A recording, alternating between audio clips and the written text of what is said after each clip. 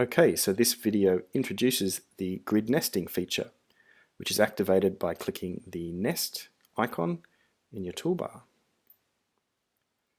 It allows you to build a report with up to 3 levels of expand and contract. And in this example, I'd like to start with products as my base level. And I'm going to drag and drop major and minor product groups as my expand and contract nests. Now you should see your report change, and I can expand my major group lights and lamps to see all my minor groups. And of course I could then go ahead and expand any of my minor groups to get down to the product level. And one of the really great features is that because nesting sits right here within your focus grid, you have full use of all your toolbar buttons at the top, which means you can very easily change your period, stream, measure, property, or mode as you normally would. For example, I could choose variance mode, and I could choose a different period, and you'll see my nest still exists, but of course it's adjusted accordingly. You can sort your nested grid, but it's worth noting that all 3 levels will be sorted the same. For example, if I sort by current in descending order, and then I expand, we can see major is sorted descending, minor is sorted descending, and products is also sorted in descending order. It's also pretty easy to adjust the way your nest appears.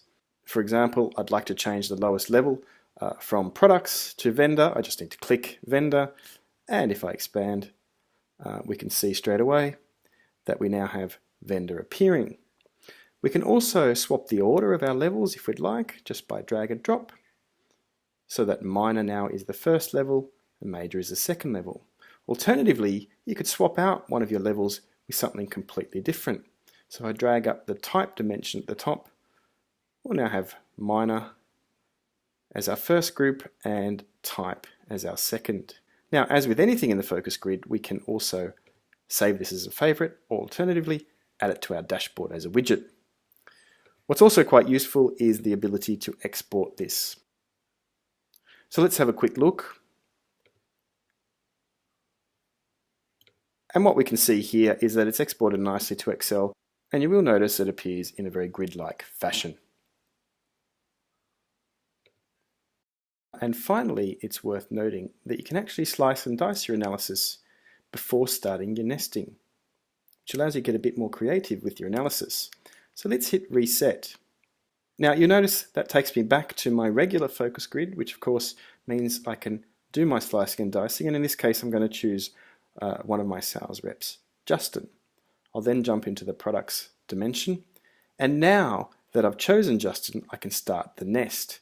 So I'll go back up to the nest icon, and I'll do what I did previously, which is to drag my major and minor product groups.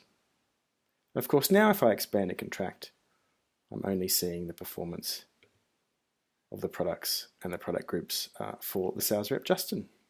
And that's it. Thanks for watching.